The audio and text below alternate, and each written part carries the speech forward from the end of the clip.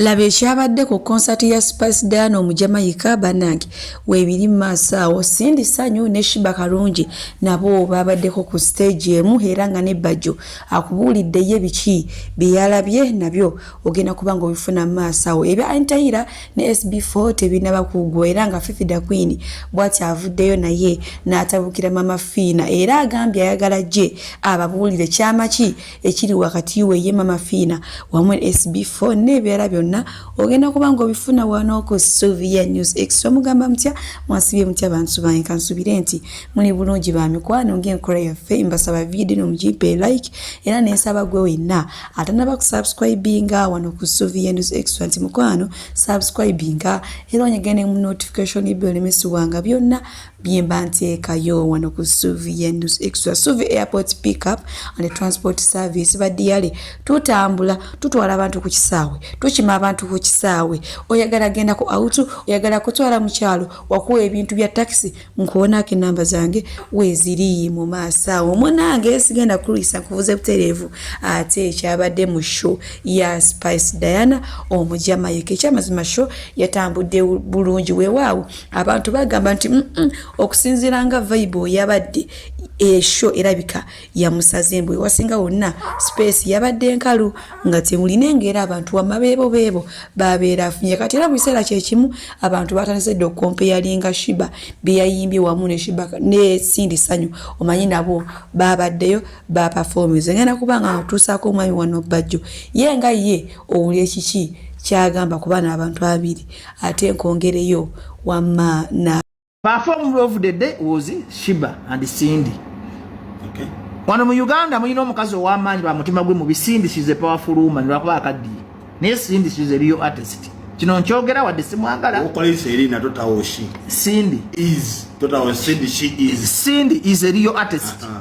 Cindy performed very well. Cindy mukama yamuwa ekisambi ku nsi kuno n'amala.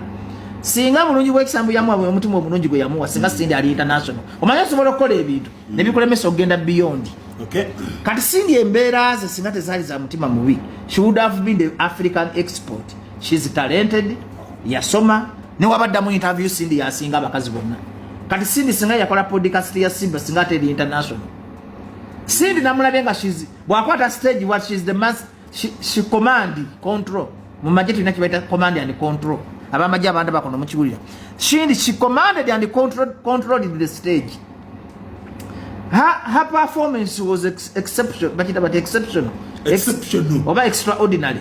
Performance ya Cindy. And even the artist felt Cindy. Artist Spice. Talent wise. Kubanga nalabye ku talent ya Spice jaina ate wano mu Uganda tewali mulala amusobola. Cindy yekaya asobola Spice mu talent. Okay. But tugamba dancehall music. Cindy, she's the true definition of dancehall. Bobokole seyina Cindy totawo. Oh, ngeno yigiriza jajjawo oluzungu. Zindi mukogera byange sagala kumbali. Kati olusoga mama basoga tugamba Cindy, she's more talented than other artists. Okay. Yakute microphone bwati nakyusa ekyeso. Yeah. Naleta the feeling, the touch and the meaning of the show. Dancehall. Era abantu ababadde mu Spice banyumiddwa. Sound yabadde on point. Oyo mwana wa ATS yani. Banko bambuyava mu fenon. Oyo mwana mulungi agenda kumenya wa abantu bonna. Ye ATS. Naba ali organized. Oyo ngenda okosa kwa Irene. Bwatyo Bajjo bwavuddeyo okwogera ku performance ebiri okuli ya Shiba Karungi wamu ne Cindy Sanyu. Cindy Sanyu singa ali wala nnyo era mu byonna ye Bajjo yasinze kulengera ku kisambi kya Cindy bomunanga ayina ekisambi kyonna kyakayakana nga ttaala ya stima bannange naye mbo omutima gukyamulemesezza si bigambo byange wabula bigambo bya Bajjo bwenkozaako eno ewa mutaani wa Bebe Cool muyina maaso wano nga yeewaddeyo okufafaagana n'abantu bonna abagezaako okutyoboola taata we ne maama we Zuwena. Omanyi waliwo ekifaananyi ekitambula nga kiraga nti Bebe Cool ne Zuwena bali mu kulya akasolo k'eggwanga kyokka nga ate tumanyi bulungi nnyo basiraamu nga baakavaana mu kisiibo naye gwe wena yakikoze. Mizu kati mwemulowooza abaana tebabeera tokyadde abaana b'omusajja. Mamizu musiraamu twakava mu kisiibo juuzi wano naye kati gwe n'opaledinga noyambaza omuntu enkofiira eriko erinnya ly'omuntu ng'okimanyi musiraamu n'oteekawo olusaniya bannange. Council able, do the needful. Bwe kiba si kyekyo ngenda guyingiramu nze kenyini. I might take it far. I will, and I'm going to. With your support, me bafandi ba Gagamel. This is too much. It's going too far. Bahajat abali eyo abawagira Top Rasta, abawagira Bebe Cool, abawagira Gagamel. Kale no yoba tumuwagira. But this is unacceptable.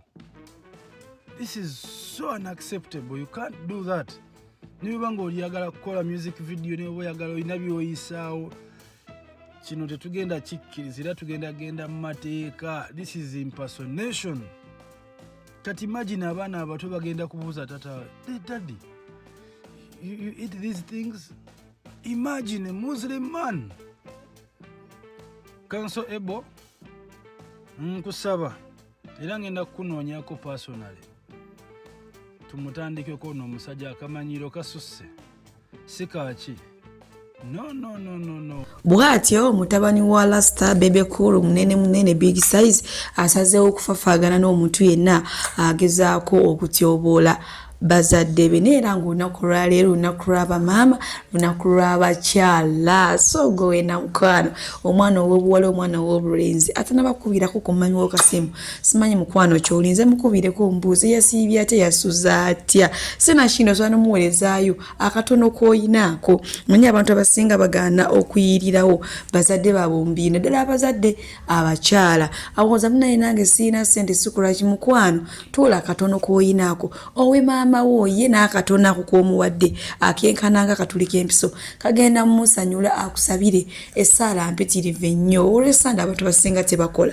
Olw'essande olugendo osiibeko ne mami wo akunyumizeemu akugerere ku ngero akuyimbiremu obuyimba akubuulire kiki ye nga ye kyayiseemu oba bukodyo ki bwakoze obumutuusizaawo ku sayizi yonna gy'abeera aliko. So bannange olunaku lwaleero lunaku lw'abamaama abatubeezaawo abatuzaala abatuyirirawo omubiri. Ebiseera ebisinga omuzadde omusajja tasobola kuyirirawo mubiri naye ate omukazi ye asalawo okufafaagana naawe mu buli mbeera yonna. Ennaku zino abazadde abakyala be baafuka kati abazadde abasajja kubanga abasajja ennaku zino beesuulirayo. Bwannagamba osanga omukazi ye maama ye taata yasasula ennyumba ye buli kimu. Up and transport service bakasitoma baffe abalungi nyongera okubajjukiza nti emiwendo gyo twagisaliddeko ddala nga woolabaawo ate nsiiba nkibagamba nti booking Suvi airport pick up and transport service mukwano nze siseererako ddala. Oyagala kugenda mu kyalo, oyagala kukima mu kyalo,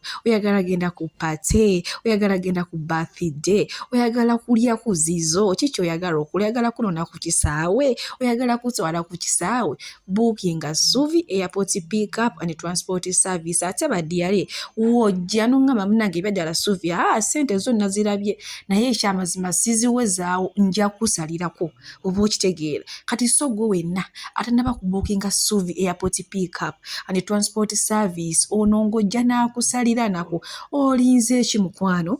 Booking Suvi tweyongere. Ebya Anteira ne SB4 tebinnaba kugwa yadde n'akatono. Maasawo ngenda kubatirako akatambi nga basoya mama Fiina kajojijoji w'ebibuuzo nga baagala babuulire kiki ekiri wakati we ne SB4 neera nga mu kiseera kyekimu ngenda sooka nkwe Anteira mukwano ng'ayimbira SB4 media akayimba nyambula wali omwavu n'ombadala nzifunye lwaki onnondoola. Oh my God bannange ennyimba gy'akayimbyemu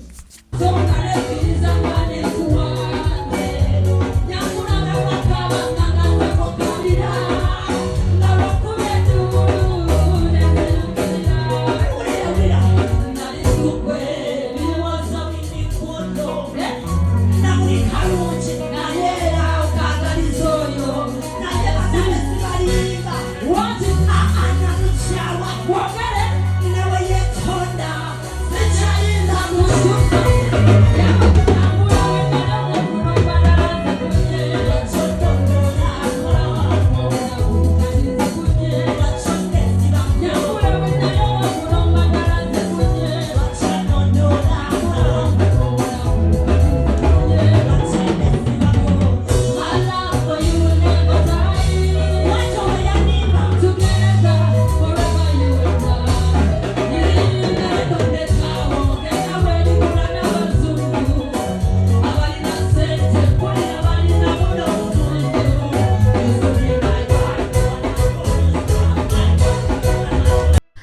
Anteira bw'atyo Munange bwe yarabise ng'obusungu obumuliko wamma buviye ddala ku ggumba ery'okumutima era nga mu kiseera kye kimu abakyala basazeewo Munange balwanireko mukyala munnaabwe Anteira nga basaba Mama Fiina aveeyo ababuulire kyama ki ekiri wakati we ne SB4 Media ekituusa n'okubatwala ku trip kubanga twabalabanga nga bagenda e Dubai baaba oluddawa kale simanyi oba Mama Fiina anaavaayo n'akitubuulira ngenda kubanga mbalekerako akatambi ka Fifi da Queen ate naye musobole mwewulirirako era nze kambasiibulire wano mweraba kino nsaba bw'oba onziramu ekibuuzo kino mu kamera simanyi kyokkiririzaamu bw'oba okkiririza mu Bayibuli nsaba ogikwata ogirayirireko bw'oba okkiririza mu Kurani gikwata ogirayirireko bw'oba okkiririza mu mpewo za buwangwa simanyi kye balayirirako but there must be something kye balayirirako mu buwangwa okukakasa ky'oyogera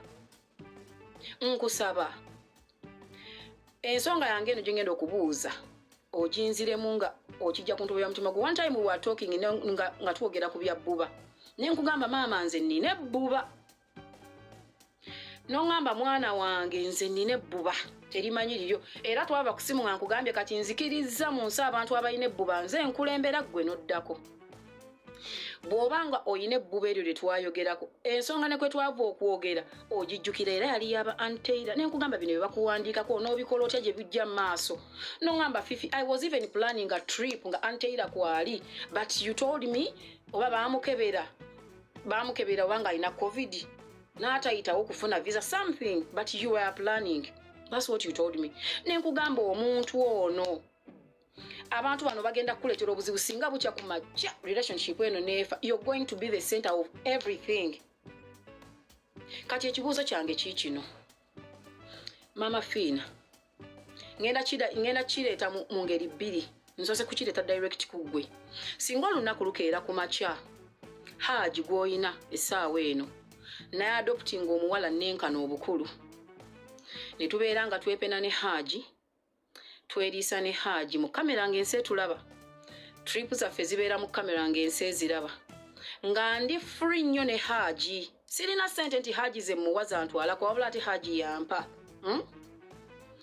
nga mbeera so free around Haji nga buli wooleta ensonga Mama Fiina n'omugana naye Haji omwana oyo wadde wamuzaala omwana wamuzaala nange wendi nga mpulira mu picture seewulirawo omwana obudde abutwala Mama Fiina Haji nakugamba gwe nno twakuwasa ffe nange nennyongerezaako ekimuli kya maama nno nze nakitwala nokitwala Mama Fiina ku bbuba liwaŋŋamba ly'olina njagala ansa yange oginziremu oyinza kulowooleza ki omuwala oyo era Haji oyinza mugamba bigambo ki oyinza obutatabuka oyinza obutanyigamu